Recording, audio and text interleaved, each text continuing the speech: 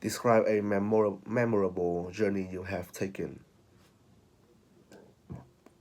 So when I was 7 years old, I went to Quy Nhơn with my family, and because it was my first time ever like visited a place that have beaches, it's left a fond memories in my mind.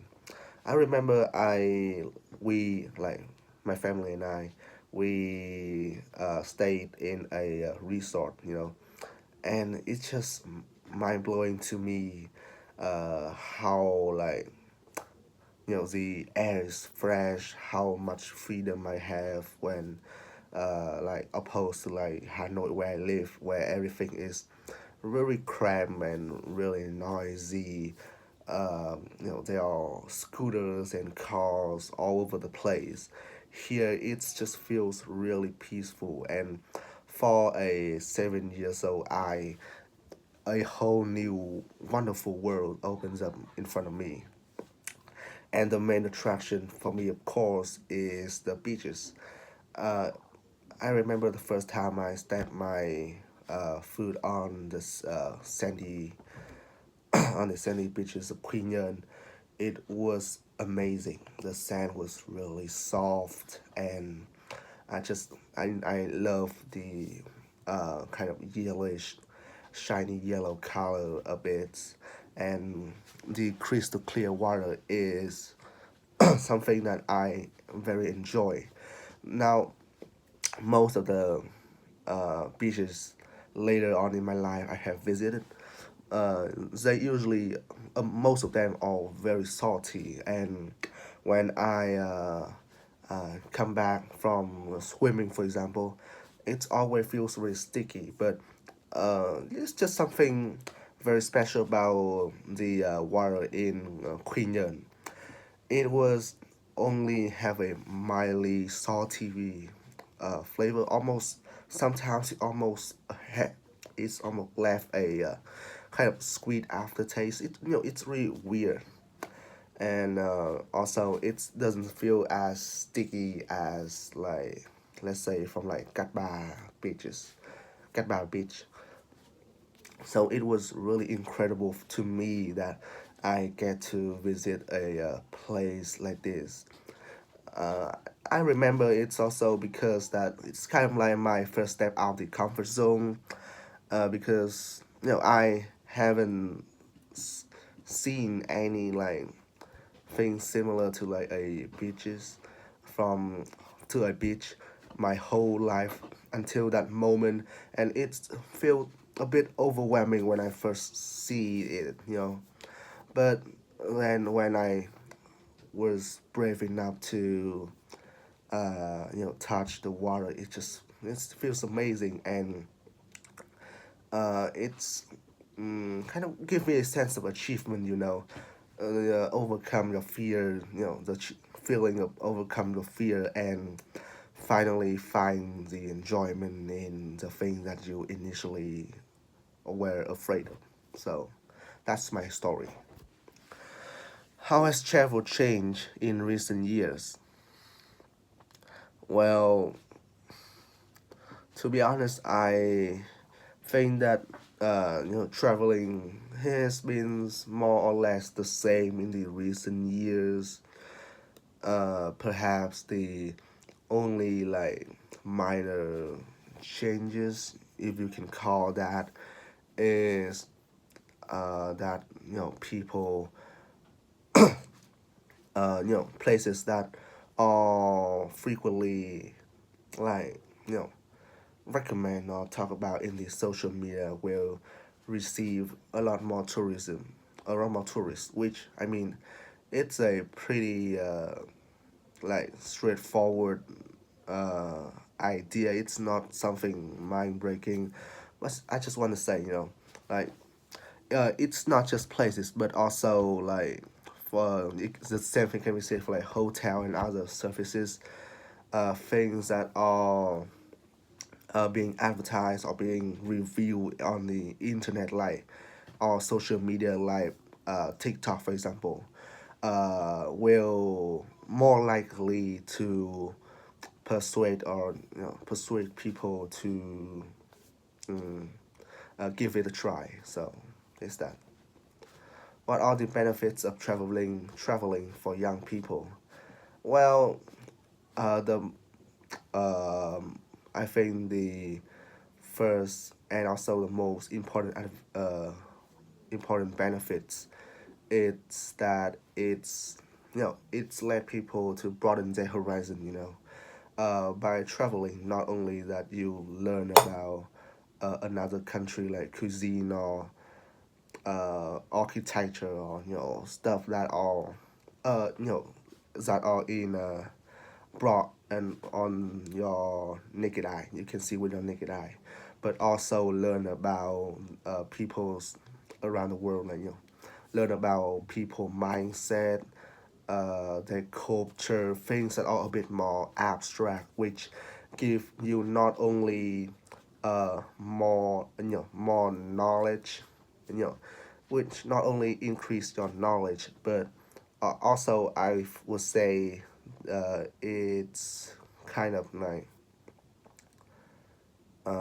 allow you to become a better person through like that kind of experience. What can be done to promote sustainable tourism? Uh, it's it's a it's a really hard questions. I gotta be honest because sustainable tourism is some of a problem that require changes in a lot of facade in the industry.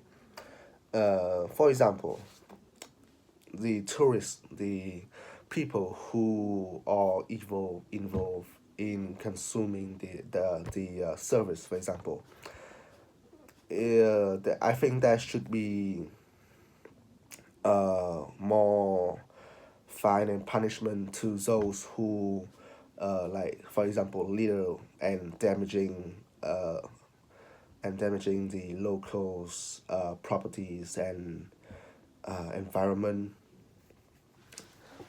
and in first instance the culture and kind of memorial when because I see a lot of like situation where peoples who are ignorant of others' culture, they disrespect it by, for example, climbing uh, pyramid on the pyramid in Egypt, for example. It's very disrespectful and can in turn not only damage uh, the property itself, but can also hurt. It can also pose threat to the tourists themselves. But the tourist isn't the only one that should, isn't the only faction that should have changes. The same thing can be said from business and people who are selling those services. Because so like let's talk about like resorts and especially resorts and the those thing that it's more a secluded sort of hotel. I think that they should you know there should be changes. I can't really for sure like uh give an example because I'm not that knowledgeable about the way the kind of resorts operate, but I know for sure that they are creating a massive waste, which usually these waste are not properly disposed and will often be dumped in onto the nearby like forest or river, which that as you might guess damage the environment and harm uh, the habitats and the species that are residing in it. Do you think people should travel to learn about other culture? Why or why not? Absolutely, because while there is the internet, you can access the internet to read about other cultures. It's but it will not be a replacement for actual experience, because when you actually see the peoples in the flesh, when you actually get the first hand experience of there's culture, only then you can really learn to appreciate and understand the value and the way people live. As I said, practical experience is always something that uh, give you a better idea, and also give you actual experience, because you don't have to read about things from other people who are writing the matters down uh, in their perspective, in their style, right? You are you are, as I said, you are seeing and even sometimes practicing that uh, culture, which give you a, a lot better and deeper idea about the traditions and of other countries. So yeah.